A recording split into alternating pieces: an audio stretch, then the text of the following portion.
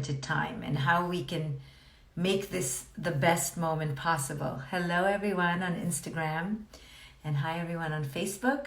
Thank you for joining me. It's Dr. Shefali here to help you in some way to cope with this unprecedented crisis. So I show up here every day at noon to share with you some of my thoughts, things that have helped me that I use to help my clients better cope with this situation. Because in every life, there will be an unprecedented event. The only difference in this unprecedented event is that we're all doing it together. But in every individual life is a micro version of what we're going through on a macro. That's why I'm seizing this moment to help people understand that how they deal with this macro event of this global pandemic is really how they deal with the micro in their life. Can we use this moment, this historical, unprecedented moment of what we're watching globally to understand the theatrics of our micro internal level? The internal is the external. And what I want to show you is the parallel, is the clear and unambiguous parallel between what is happening outside to what is happening inside. And I can't even begin to draw on the number of parallels because there are so many. There are so many parallels between what is happening on this external level to what happens on the internal. So this is what I want to help you with. And this is why I'm here every day at noon to offer those who could not afford my courses, who could not have the time in their lives to learn these teachings, to perhaps for now, for this pause, to take a moment to go inward, to heal. This is what I do for a living. This is what I've dedicated my life to. And that's why I'm doing these courses, mini courses every day to help people capitalize, harness, garner, monopolize this concentrated pain. Use it as a portal for your awakening. So my teachings are not bite-sized, so they do take 20 or 30 minutes. So if you want to really get the most out of them, you have to sit down with a cup of tea and really understand what I'm trying to say to you guys. Not that what I'm saying is so fabulous, it's ancient wisdom. I just happen to know perhaps how to relate it to these times or whatever. Whatever the motivation you have, I'm just trying to tell you it's going to take a little bit of time. So sit, reflect, write in your journal, allow what I'm saying to absorb because they are really markers and highlighters on the way toward awakening, right? This is all about the awakening of the individual soul and the awakening of the planet. This has happened to you before. You have been here before. This is not a roadblock because of the virus. This, whatever you're experiencing, like I said yesterday, is a pattern. You have been here before and you will be here again. So can we use this moment of pause to truly get the lessons that we are being asked to learn?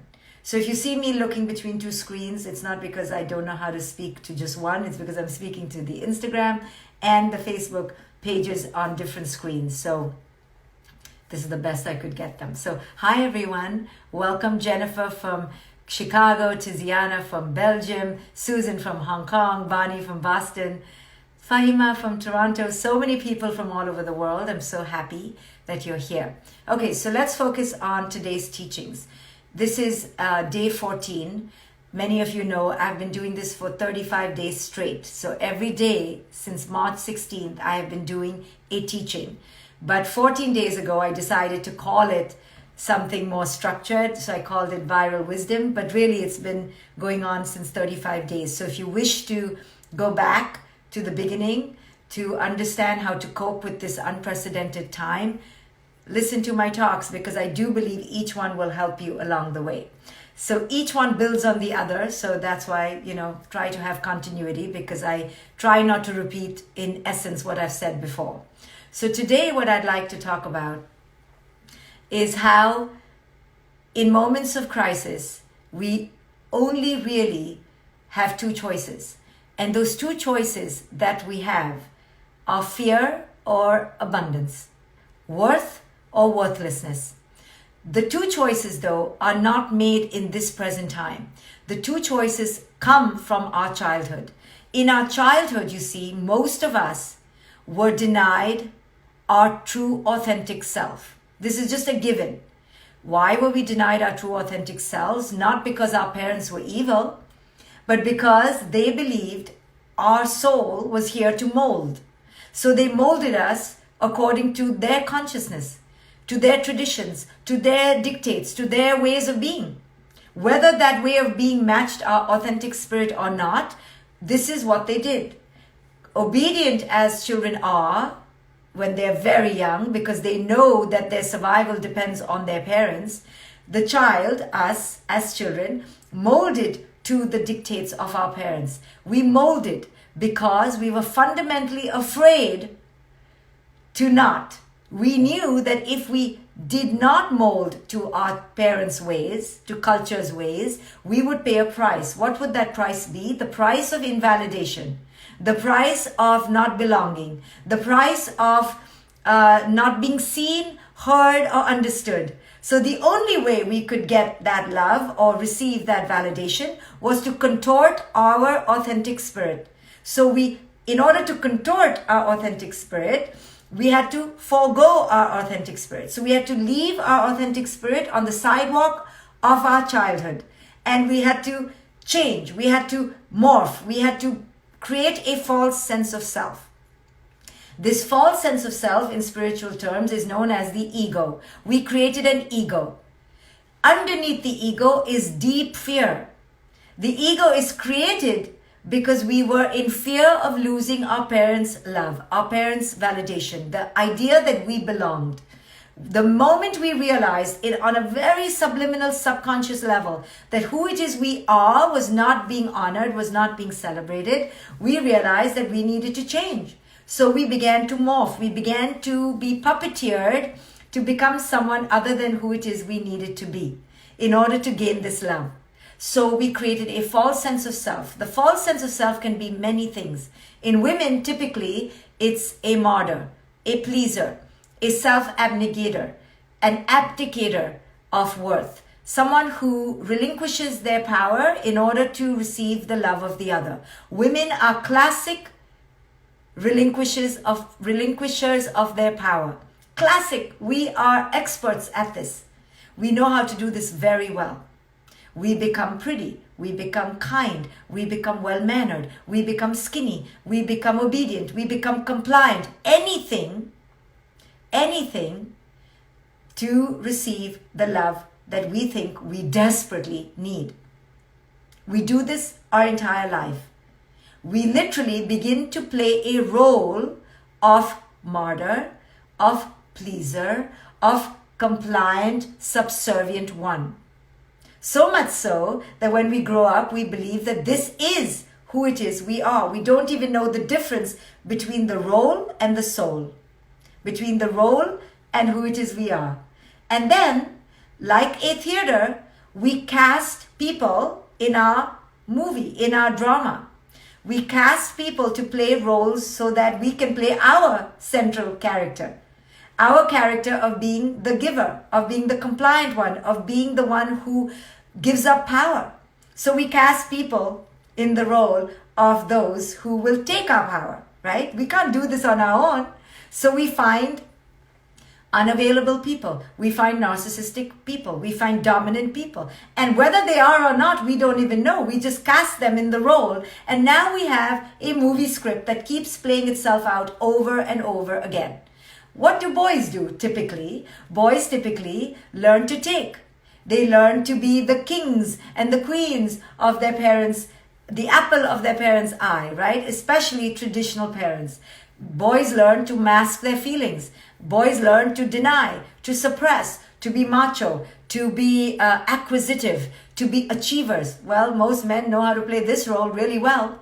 And in order for them to play their role, they need to play the role of the taker, and so they need to find the givers. And this is the most prototypical pattern. So in times of stress then, like this, we begin to play our roles. But unfortunately, in times of acute stress, these roles begin to break down because they don't work anymore. And now the mask comes off.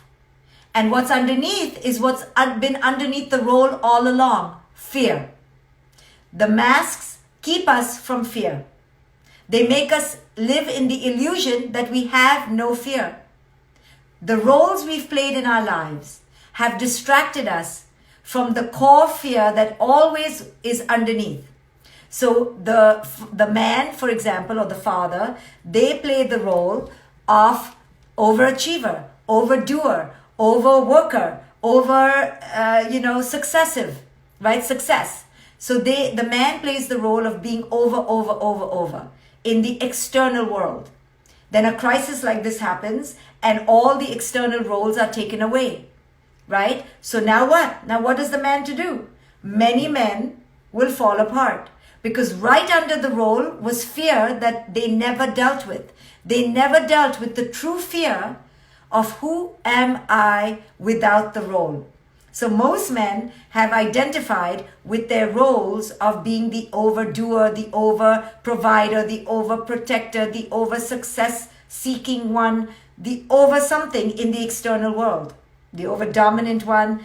And men have typically gained their power in the external world in some way. Now, in this present crisis or in any crisis, that role is stripped away. So men are having to confront, who am I without this role, right? Without being this overachiever, overprovider, overgiver, whatever. Now, who am I? Now, women are thrust into this crisis as well, and they are going to try to do their role of overgiving, over providing, over subservient, over compliant, but they're going to reach their limit too, because these are unprecedented times. These are vacuum tight containers where the pressure builds too much and you're going to burst. So many of us are feeling like the lid is off. So our typical role is being exhausted. We are tired. Now women are getting tired, right? They're tired of being the one that everyone turns to. So I have so many women calling me going, what have I created in my life? No one knows how to do anything without me. Every 2 minutes it's mommy, mommy, mommy, mommy. My husband is just sitting there because he's out of his typical role of going to work, of socializing at work. So he's sitting there, he's looking at me, the children are looking at me, and I'm tired. So women are getting exhausted in their roles. The lid is getting blown off their roles. So they're being asked to confront, what have I created? What have I co-created? And who am I? How have I allowed my entire life to be in service of the other? I don't even know who I am anymore. These children cannot function without me. The husband cannot function. The house doesn't function without me. How have I done this to myself? Right? So the women are being, and I'm talking stereotypically, yes? Please do not write to me that this did not happen to me. Okay, good for you if it didn't happen to you. But trust me, it's happening for most families. Most women are exhausted right now. It's been 5 to 10 weeks, depending which country you're in. And the women are exhausted, right? The men are exhausted because they don't know what to do with themselves. So they're boring themselves. And they're banging on their wives' doors for sex, for entertainment, for pleasure, and the women are done, right? All the women I'm talking to are burning out because we are unable to carry on this role anymore. We're tired. The burden on our shoulders is crushing us. The women are realizing that they do a lot. Oh my goodness. Now they're being asked to be teachers and dish cleaners and laundry people, and they're doing everything, right? But the woman sees that she was doing everything anyway. So the roles now are not working, basically. They're being exhausted. The lid is off. So now we are needing to go what's beneath the role, right? We were being distracted. We could go to our friends. We could distract ourselves at the pub, at the restaurant, at the hair salon. Now none of those distractions are there. None of those pressure outlets are there. Now we are seeing who it is we are without all those outlets. And the roles are not working anymore. We're tired. There is no job to go to. There is no hair salon. We can't hide anymore. We are who we are, who we are. And now we have to confront what was underneath the roles we were playing all our life. We were the rabbi's wife, or we were the rabbi, so to speak. We were the overachieving career woman, or we were the successful X or the successful Y. Well, now we're just stuck at home. Now those roles are not fulfilling us. They're not distracting us, right? And we are now having to confront, who are we? Who are we? Are we loving towards ourselves and our partners? Good if we are. That's amazing if we are. Are we connected to ourselves and our families and our children? It's amazing if we are, but we're asked to question that. It is coming under the spotlight of our awareness. Are we joyful without the role? Are we fulfilled without the role? Are we connected without our roles? Right? And then the fundamental question that we've been avoiding, can we live in abundance without the external role? Or are we falling to fear? So the fundamental place that we are all going to confront, whether you are in the most loving relationship right now or whether your relationship is falling apart, it doesn't matter. It's not about the relationship.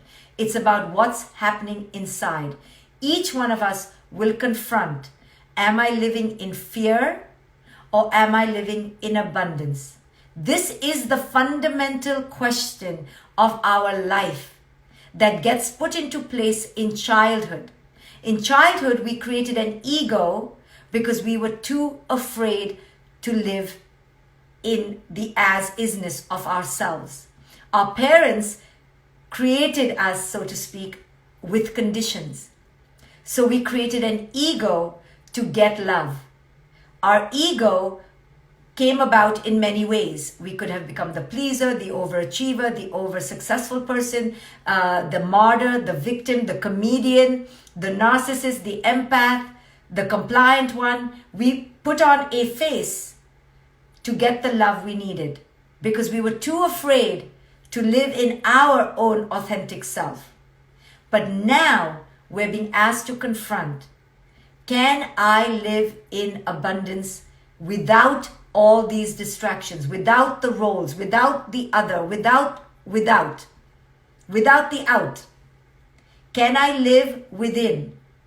And the fundamental question, am I living in fear right now or am I living in abundance? This is it. This is the fundamental question. We covered it up through our relationships. We covered it up through our children. We covered it up through our careers. But the question is fundamental. Can I live this moment in fear or can I live it in abundance? How am I living it? Without the relationship, without the marriage, without the children, without the Botox, without the hair, without the job, without the career, right? At the core, how am I living this moment? Can I live it in abundance? And this is the treacherous question. And this virus is making us ask it every moment. Because finally, there is no illusion of the other. The other in terms of life, in terms of job, in terms of person, in terms of paycheck. There is no other. It is only the present moment and ourselves. This virus is teaching us spiritual lessons that spiritual teachers cannot teach. That even if you went on a 10-year meditation retreat, you would still not learn. The most powerful lessons can only be learned when you're on the precipice between life and death, when you are at the edge of the nothingness, when you truly cannot rely on any illusion. Only then can the vital spiritual lessons of life be learned. Therefore, 10 meditation retreats would not teach you what the virus is teaching us if you're open to learn. And if you're staying at the precipice, you see we're at the precipice. There is no comfort anymore. There is no distraction now. You can try. You've watched all your Netflix. You've made a lot of love. You've connected with your children. Now what? Right? Now what? Now it's about you and only you and the present moment. And now the question that needs to be answered moment after moment is, can I live this in abundance or will I live this in fear? Moment after moment. Because you're at the edge, you see, there is so much discomfort. Nothing is taking away our discomfort. No news, no governor, no president, no cure. It's not coming. For the first time in our lives, there is no answer. But my friends, there was never an answer. The only answer is that it is the present moment. The only answer we have is that it is right now. It is right now. So, Elizabeth Kubler-Ross created this 5-step process that people go through when they die. The process that people go through in grieving. We all go through a microcosm of this when we experience a hard time. I gave it the acronym, or she's given it, I don't know, DABDA, D-A-B-D-A. And I say this a lot to make a point. D is denial, A is anger, B is bargaining, D is depression, A is acceptance. So she outlined, because she worked with so many terminally ill people and so many grieving families, she said that people typically go through these 5 phases. First, they're in denial. Denial means they just cannot believe this has happened. And people go through a magical phase. Oh, maybe they'll come back. Maybe if I just close my eyes, the nightmare will be over. Denial. It's so shocking, so traumatic that people go through a vast phase of denial. You have been through denial every time you've had a hard time accepting reality. The first thing in a traumatic shock is denial. We humans are great at it. Second, she talked about anger. Then we must look for something to be angry about. I talked about it the other day as blame. We must look for somebody to blame. Blame the doctor, blame the government, blame the teachers, blame the children, blame the husband, blame his mother. Blame. Anger. You're angry. Angry at God. Angry at your religion. Angry. Angry with yourself. Maybe I didn't do enough. What could I have done differently? Why was I so mean to the person who just died? Why? So the denial turns into an angry tantrum. Why? I always say why is another way of saying no. Resistance. No. Too many whys means no. Then the next phase is bargaining. Then you go through this, maybe if I'm really good, maybe if I cut my hair short, maybe if I pray 10 times a day, maybe, I will be saved. You're doing this with the corona. You're bargaining. Maybe I'll open 3 days a week, not 4 days a week. Maybe. We're seeing lots of states go through a bargaining because they're angry and they're in denial. They're like, nope, I'm in resistance. So they're doing this bargaining policy now. Then what's going to happen, and what's happening to many of us, is depression. Because we realize nothing we do is working. The virus is still here. Death is still part of life. Damn it, I will still grow old, right? The husband still will cheat. Whatever your non-acceptance of reality is, comes into the mirror, and you're like, I can't keep not accepting reality. I have to. And then there's depression. Then you're depressed. And then, if you're lucky, you do what you needed to do in the first place, which is acceptance. So the spiritual teachers, you see, the wisdom teachers, they don't go through this whole DABDA. The first thing you have to do is accept reality as it is. You see, the Western way of thinking is to first protest, resist, think you're superior, think you're righteous, go through all this nonsense to get to A, acceptance.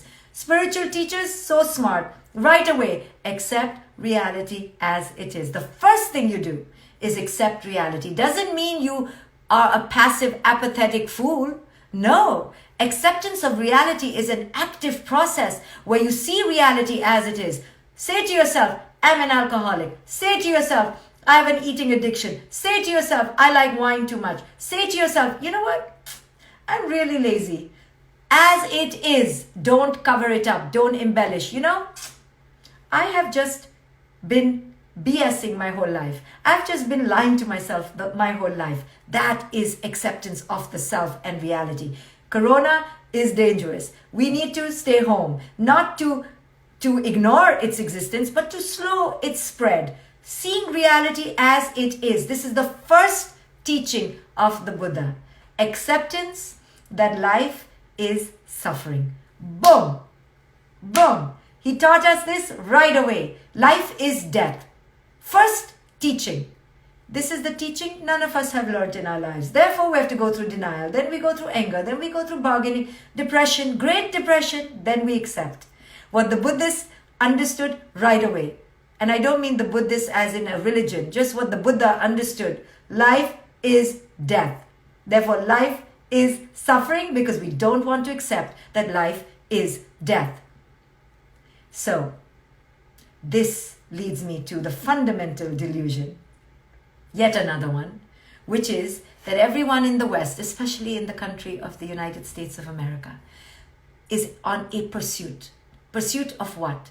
Pursuit of happiness. It's in the declaration. The pursuit of happiness. The pursuit of happiness. I mean, I'm saying it so many times because the ignorance is right there. First, to pursue anything means you are in lack. Then, to pursue happiness. Oh my God, double lack, double jeopardy. To pursue happiness means you're definitely in lack of happiness. And to pursue anything out of lack surely means lack. So the West is predicated on delusion. Not that the East is any better, but I'm just saying this Western ideal of the pursuit of happiness is the cause of suffering. Right? So here we are. It began in childhood, where we began to pursue our parents' love, our parents' validation, our parents' sense of worth. You are worthy. We wanted this from the outside. And our parents taught us to look on the outside for happiness, worth, belonging, a sense of self. This was the fundamental break, the fundamental error, the schism. We separated from our authentic selves. From there, we began living in fear, in lack, in lack, in lack, in lack. And we created a whole life of the pursuit of happiness coming from lack. We kept pursuing validation, worth, happiness, meaning, success, achievement on the outside from a place of deep fear and lack. This is how we have created a life. And now, with the virus, all those pursuits have been taken away from us. And now what's left is, oh my goodness, lack. But the lack was always underneath. The fear was always underneath. It was the fake pursuit of happiness. We were told a bag of lies. You can go pursue happiness on the outside. This is a fundamental lie. It's a lie. And because we have been pursuing the wrong things, when we suffer, we go through denial, anger, bargaining, depression. Then, maybe if we're wise, acceptance. We start all off on the wrong foot. It's all starting on the wrong foot. The wisdom way says, there is no outside, there is no pursuit, and there is no happiness. There is only acceptance of the isness of the present moment. That's it. If we grew up like that, accept who you are who you are, love who you are, celebrate who you are. Do not pursue anything. It's an illusion. Don't do for the sake of doing. Do from your being. Do what is authentic. Do what is natural. There is no goal. There is no achievement. There is no outcome. All of it is an illusion. If we had been told that, then we would live very different lives. We would still do, but we would do from a place of inner authenticity, inner calling, not outside. We would do from inner abundance, not from the pursuit of something, not from a desire for something, not for a craving to complete who it is we are. We would be complete. So this is why we are all messed up, because we started from the schism. We started in fear. We created an ego, a false self from fear. And from that false self came a false idea of happiness, of success, of good, of bad, of failure. all false. It doesn't even exist. It's an illusion. And this virus has pulled the thread from the yarn of wool, and we're all falling apart.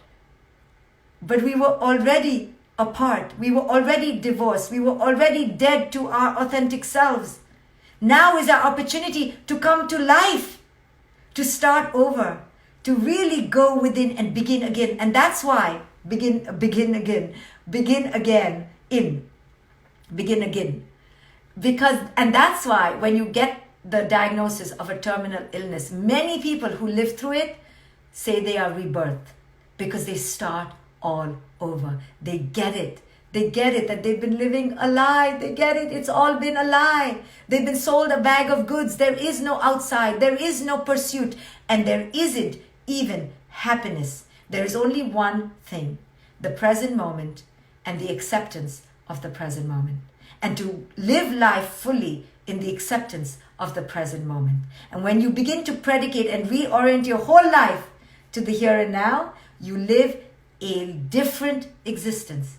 Now you live right here, right now, without ego, without dominance, without tyranny, without separation, without competition, without achievement, without this tyrannical domination over other people, over other species, over other sentient beings.